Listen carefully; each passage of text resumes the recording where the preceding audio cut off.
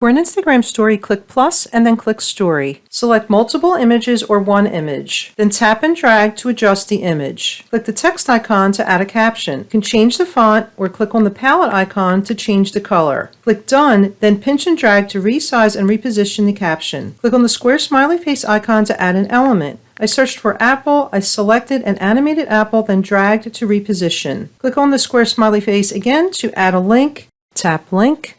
Paste your URL and enter custom text for the button and click done. Tap on the button to change the color, then drag to reposition. Click on the square smiley face to add music. Tap music. Search. Tap on the left to listen. Tap on the right to select it. Then drag and pinch to reposition and resize. Overlay it on another element and then click the other element to hide it. Click your stories to add it to your story. Click your profile picture to see it. Like and subscribe for more.